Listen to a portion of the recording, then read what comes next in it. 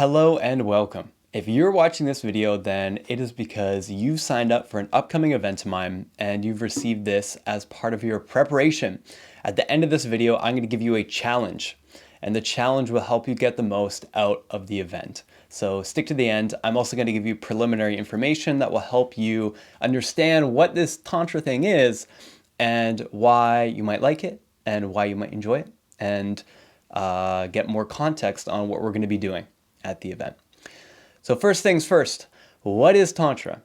Tantra it's a spiritual path that originated in India and can roughly be split into three different broad categories.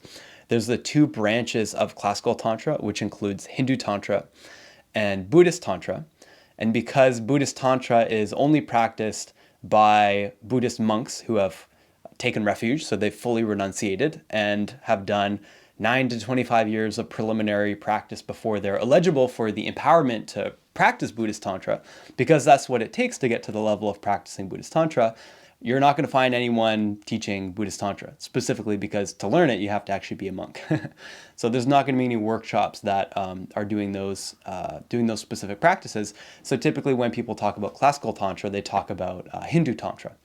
And the Tantra, you might have heard of the Vigyan Bhairav Tantra. It's a classical scripture in Hinduism. And this is sort of the realm of Shiva and Shakti. This is the realm of the core practice, you could say, of Buddhist Tantra is mantra. So working with mantra. That's like Om Namo Shivaya, Om Namo Shivaya, Om Namo Shivaya, Om Namo Shivaya. Different phrases with certain vibrations that allow you to connect with and work with energies and deities. If that's the core practice of Hindu Tantra, then maybe you could say the core practice of Buddhist Tantra is visualization. So they have something called deity yoga or guru yoga. You can look it up. And it involves visualization of deities in, not specifically guru yoga, but it can involve the Buddhist practice.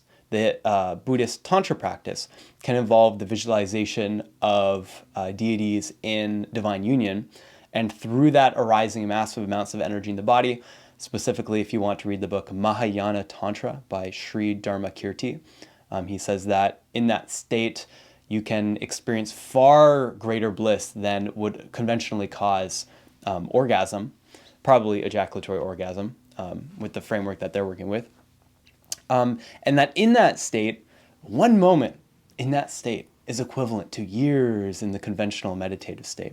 So you might have heard of the Buddhist Tantra practice being called Vajrayana Buddhism, which is kind of a misnomer because Vajrayana is actually nested within Mahayana. It's not like a third category. It's like a software upgrade within Mahayana Buddhism. You don't see that in Theravada Buddhism at all. That's the sort of third category of Buddhism out there. And so when you're working with Vajrayana means the lightning vehicle, and that it's expected that if you've received the empowerment for Buddhist Tantra that you can achieve enlightenment within a lifetime, which is a big deal. It's a very big deal. To get that empowerment is a very, very big deal within the Tibetan Buddhist practice. So I mentioned there are three different categories of Tantra. We've talked a little bit about Hindu Tantra. We've talked a little bit about Buddhist Tantra. Well, there is also a third category, and that is called Neo-Tantra. Now that, you could say, is contemporary Tantra, or more so is Tantra that has evolved to, it's everything else. So that includes Tantra that's evolved to embrace the sexual aspect of Tantra to its fullest, so that's sexual Tantra. That also includes contemporary masters like Osho, who isn't really part of any classical lineage, although he maybe comes from, he himself said that he was very inspired by, if there was any ascended master that he had the most reverence for, it would be Gautam, he says.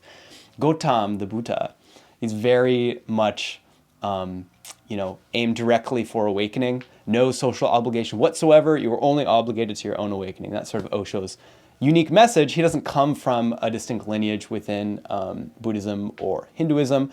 Someone who's achieved a certain degree of awakening has the authority to teach from their own original perspective, as their own point of consciousness that's experienced the truth for themselves.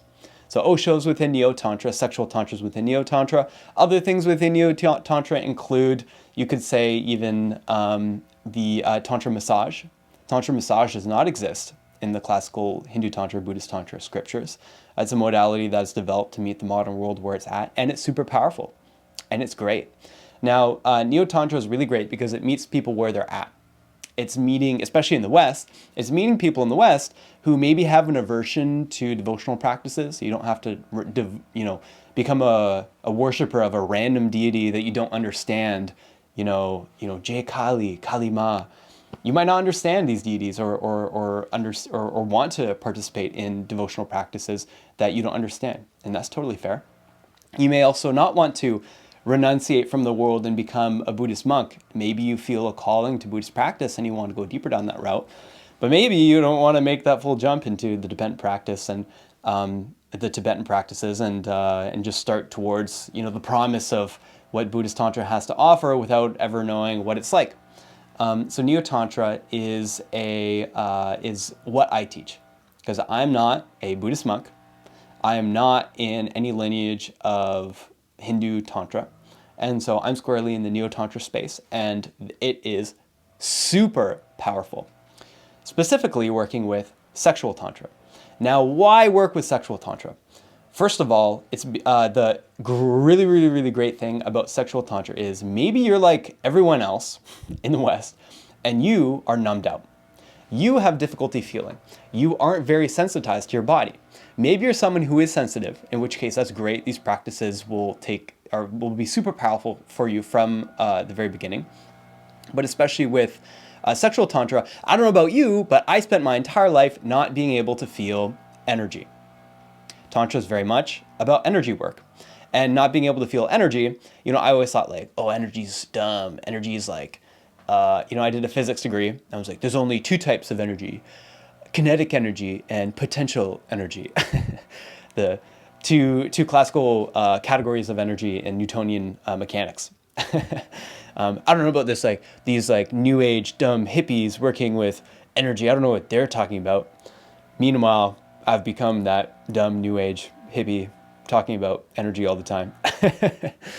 So maybe you don't feel, you might do like a chakra spiraling, chakra activation meditation, and you might sit there and feel nothing. In fact, you're just kind of stuck in your thoughts and your body's just there, You're not feeling much. Maybe you sit down and meditate and it's like, yeah, I just kind of find I just think the whole time. I don't know, I don't feel much. Totally normal to be in that place. But I bet even you in that state, just like me back in the day, you still feel orgasm. I bet you still feel your genitals. Even if the more subtle sensations aren't as strong in your body, you can't feel those yet. So what if the experience of sexual energy wasn't just an isolated thing that is stuck in the genitals that you can only experience as this nuclear explosion of sensation for a single moment? What if we could use that to sensitize the rest of our energetic system? Boom, there we go. Sexual Tantra in a nutshell, right there. How can we relax and slow down and use breath and maybe use other practices that the Taoists have fully embraced to be able to cultivate and move the sexual energy in our body, to be able to move it through our system so that we can start to sensitize the rest of our energetic body. There's going to be some important checkpoints along the way here.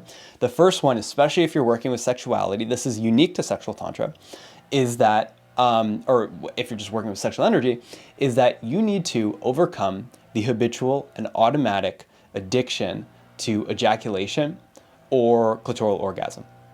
There's a specific nerve called the pudendal nerve, and when you have an orgasm on the pudendal nerve, it is characterized by these contractions, and these contractions deplete your energy. So we want to work with sexuality in a way for its highest potential. And its highest potential is to be able to take these lower energies in our body and work with them to activate our higher energies. Now, there's nothing wrong with just experiencing pleasure in your genitals. It's fucking awesome. It feels great. Enjoy it. Embrace that fully. And if we want to work with the highest form of sexuality, how sexuality can serve us in the highest form, not just have extraordinary pleasure, but also go beyond that. Nothing wrong with extraordinary pleasure. Then what we do is we need to overcome our addiction to depleting our energy. because it feels great for a few seconds, but then you might notice, you could ask a man, does he feel more energy or less energy after ejaculation? If you're a man, do you experience more energy or less energy after ejaculation? Probably less.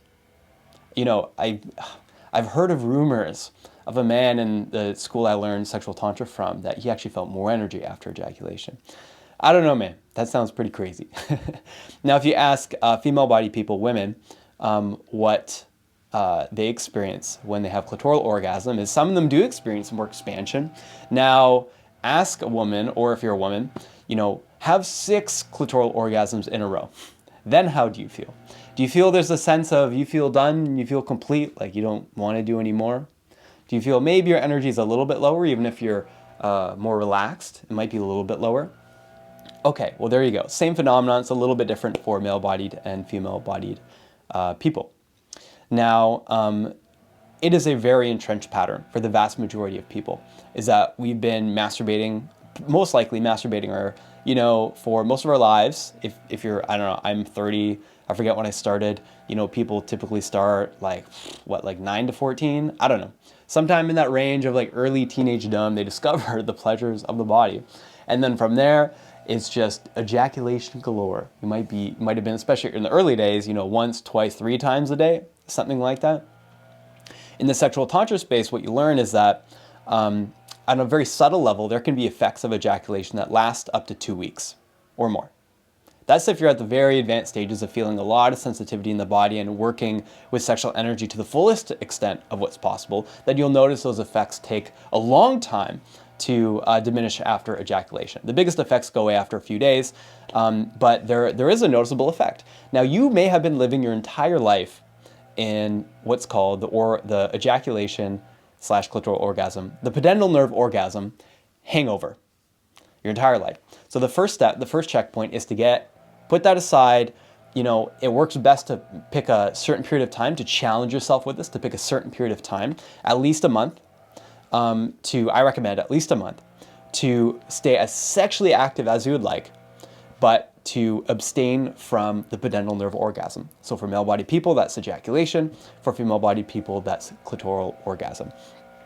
And really, it's any orgasm that has those characteristic contractions that depletes your energy. And you can ask yourself, do I feel higher energy now or lower energy? You can still access the deeper levels of orgasm. There are other levels of orgasm. There are other nerves that you can orgasm on, but that is a topic for another time. So step 1, the first checkpoint, is to come to a more relaxed place with your relationship with ejaculation. And so that could look like for men if you go really deep down the sexual tantra path, is what it can look like is that you gain so much ejaculatory control that you could have a partner, you could give them permission, a rare gift, a rare permission for them to go as crazy as they want. If they're riding, you go as crazy as they want, and there is no way that they can cause ejaculation in you. But there is a sense that you could choose to at any moment. Not a sense. You could choose to at any moment. If you just squeeze in the right way, you could ejaculate if you want. But there's nothing that they could do to make you ejaculate, no matter how hard they go. And the reason is because, and this is the second checkpoint, by expanding the energy in your energy body, being relaxed, slowing down, and breathing, it's naturally going to want to flow along the energy pathway in your body. And so that's to go from the genitals, along the perineum, back to the butt, up towards the spine, up the spine, all the way up to the top of the crown. That's what we're working with in sexual tantra. In Taoism, they cycle down the front of the body. You can work with that too. That's totally fine. They'll bring it down and store it in what they call the lower dantian, which is like sort of the lower belly, which roughly maps to the sacral chakra. That's not what we do in sexual tantra. So by working with sexual energy, you can open up that pathway so that you can both sensitize and feel along it, and 2, you open up the pathway so the energy can actually move. So what I mentioned before around ejaculation mastery, there's a sense that at some point, once you open up this channel enough, that you could have a partner ride you as hard as they want, and it doesn't matter how hard they're going, you can cycle the energy faster than they're able to produce it in your genitals. So that's what it looks like to get to the point of ejaculation mastery. And another important checkpoint if you really want to go far down the sexual tantra path. Okay, cool. Now, next step, you've opened up the channel. you've established a genital heart connection. It's super important, super important step. What that means is now, anytime you're working with sexual energy, that you could pull that energy up to your heart, to your crown, to the upper chakras, and you're now energizing your entire system with your genitals. Okay, now you've established that connection. You can bring that energy up to your heart. And now what you'll notice is that your heart can open in a really deep way. The next checkpoint is heart opening. And so what that can look like is in your masturbation or in your sex that you get to what you could call the love zone or the bliss point or the bliss zone, where what you're experiencing is this distinct sense of love. And it's a feeling of my cup is overflowing. And if you're with a partner, you will have a tremendous amount of love for your partner. And it's not just for your partner, it's that you are love, you are becoming love, that you're experiencing the depth of love in yourself, and it extends to everything. It's like after having, say, 3 hours of a tantric sex session, and you're breathing and you're going slow and you're pulling the energy up and you get to the love zone, now may get what you experience, what I've experienced is a high that lasts for hours and hours and hours and hours, if not a day, potentially more if you go longer, afterwards of distinct sense of heart opening. It feels like you're on MDMA. It feels like the world is awesome. And there's a certain sense of resilience that comes with this heart opening. It's the sense that even if something sad or tragic or painful happens, the world is still sparkling with meaning. And to have this sparkling sense of meaning in times of tragedy, in times of loss, is to be able to meet that with meaning, with reverence, with resilience. Okay, so we've got to heart opening. Very important stage, but it is not the end. They say that there's a need for more heart-centered people in the Tantra space, and that's very true, but it's also very true that it's heart-centered. The heart is the middle point of the chakras up to the crown. And we mentioned Tantra is a pathway of awakening. And awakening, connecting to God consciousness, to the universal foundation of consciousness, which in the Buddhist Tantra, one Buddhist Tantra framework is called Rigpa, foundation of consciousness. That is experienced and unlocked at the crown chakra at the top. And now you've cultivated this bliss, you've cultivated this love in yourself. Your experience of life is great. And by this point, if you come to this point, you've unlocked the skills of what it takes to become an extraordinary lover. And this is an important step to get to, because what's beyond the heart chakra as you go up higher is you start to get to like out of body experiences with the third eye, the crown, and the throat, sort of the bridge. The throat chakra is the bridge up to there. If you aren't familiar with the chakra system, that would actually have been good to cover so far. But point being is the heart is a really important one. It's a very important state to get to. And what happens when you open your heart is this sense of love and gratitude is not attributed to any particular person, thing, or circumstance. It's just what you are. And this gratitude wants to express itself. It's this feeling. It's like, yes, like it wants to go out.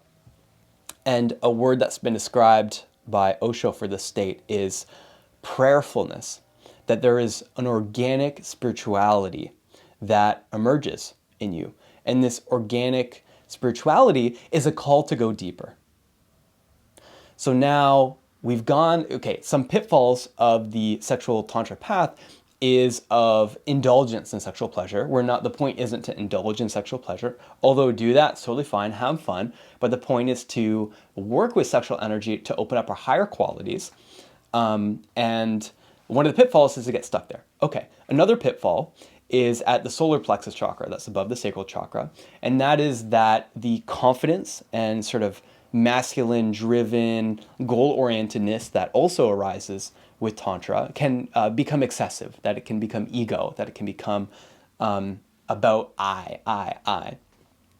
Okay, well here's another pitfall. Another pitfall when you get to the heart and beyond is that your experience of life becomes super blissful and you could just spend the rest of your life enjoying this bliss. I mean, damn, man, you've had to do all this healing work, all this opening work, all this discipline work. You might as well enjoy life. Totally. And there may come a point where you want to go deeper. And this is the transition, chakra-wise, in the map of the chakras, to the third eye. And that's where, characterized by going into being the observer. So you've cultivated these bliss states. Now you need to make the decision that I want to go deeper. I'm not the bliss itself. I'm not the love itself. I am the observer of the bliss, of the love. And then this is where we're starting to get in the zone where Tantra stops looking like this weird thing, working with sexuality, working with our lower chakras, and starts to look like any of the other spiritual paths. Because any pathway to awakening, they all meet in the same point. It's like a mountaintop, pathways up the mountaintop. It doesn't really matter what pathway you take. What matters is that you get to the top or that you enjoy your ride along the way. I don't know. You decide, your metaphysical view of the world. But generally speaking, the point is just that the deeper you go with any spiritual practice, they start to look the same. They sort of blur together.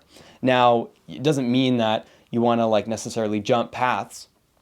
But it's just interesting to note that. And so this is the point where Tantra becomes to look like that. It's like the opening of the heart. Okay, love, that's starting to look a lot like every spiritual practice worth their salt is going to preach compassion, is going to preach love, and the depth of that. And if you go beyond that, then you start to get into the realm of the truth and seeing the truth and experiencing that for yourself. The Buddhists are very adamant about that. Osho's very adamant about that.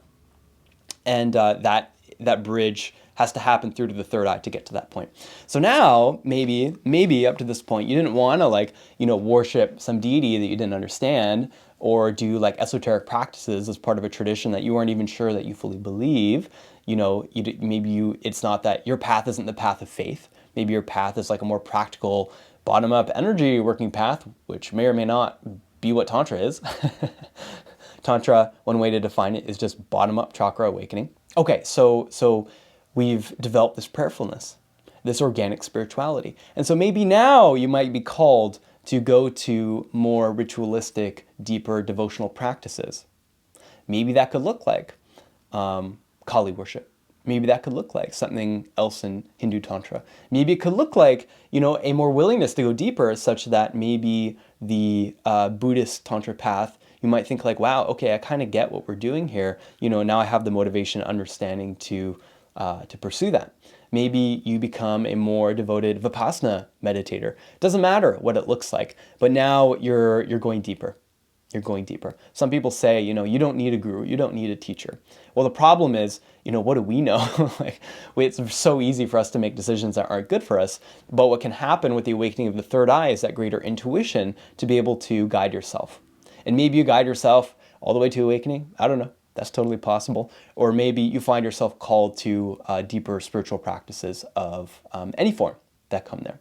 So that's sort of the bridge. Sexual Tantra can be the preliminary practice that takes you to other forms of spirituality, and that happens with the awakening through the heart and above. Or you keep going down more Tantra-specific pathways.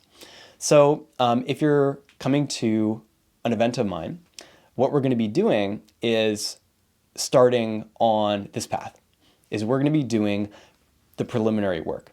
Very fundamental to any sexual Tantra practice, the very first thing, there's a bug that just flew by and it kind of freaked me out for a second. The very first thing is to gain a sense of personal empowerment, to be able to ground.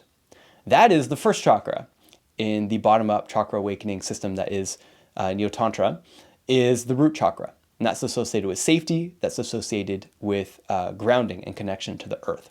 So you need to be able to ground, create a sense of internal safety in yourself, and be empowered in your voice and choice.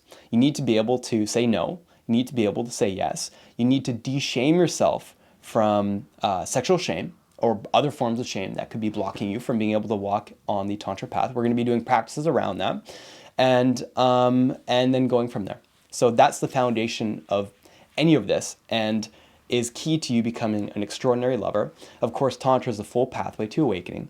Now you sort of understand the map that we're working with. I also want to mention, when you do get to the point of heart opening and beyond, some other checkpoints to look for on the Tantra path is something called mental celibacy. This is a term coined by Alexa Vartman. And what it means is, instead of, just practicing celibacy because you become a Buddhist monk and you're supposed to, when you sit down to meditate, you may notice that you have less sexual thoughts that come up. There's less of the compulsive, impulsive, automatic fixation on sex and sexuality that you maybe once had. And so that's a really good sign. As you progress on the tantric path, meditation becomes something that you may be called to more. For me personally, I meditate 2 hours a day now. And I know of other teachers, they meditate for hours and hours a day too. And what I noticed in the meditation is when I first started, there's so much like thinking about sexual fantasies and sexual thoughts that would come up, and it was like, oh, it was so strong. Now it's very relaxed. And so if the start of the sexual tantra path is to become relaxed about ejaculation, eventually you become relaxed about sexuality overall. And you do that by, one, fixing a relationship with ejaculation or clitoral orgasm. If you have like a fixation, automatic expectation of that in sex and sexuality. And then you naturally find organically over time that you can live out your fantasies. And if you do that without ejaculating, which basically just, if you know Pavlov, the Russian scientist who documented classical conditioning, you're basically just classical conditioning, Pavlovian yourself into more obsession with your fantasies if you allow yourself to ejaculate every time with your fantasies. So if you experience your fantasies in a way that's not indulgent with ejaculation, then you find they relax over time. And then you get to the point of mental celibacy, which is a very beautiful place to get to. That's another checkpoint to look for along the way. If you are coming to an event of mine in the future, then my challenge is this for you. Step 1, do not engage in depleting orgasm. So for men, that means don't ejaculate. And for women, that means shift away your focus from the clit. And by doing this, and this is a challenge for you, for the week before the event, stay as sexually active as you wish. Masturbate, have sex, do whatever you want. Go as crazy as you want. Cultivate as much energy as you want. Just don't deplete it. Just don't ejaculate. Just don't engage with clitoral orgasm. And what you'll find is the energy practices that we do at the event will be supercharged for you. Your sensitization will be stronger, and you'll be able to work with them in a way where you notice the effects stronger. And that's a way of just getting the most out of the event, to experience the most benefit from the event as possible. And that's everything for you to hear before the event. I wish you well on your path. I hope this preliminary information was useful, and I will see you there.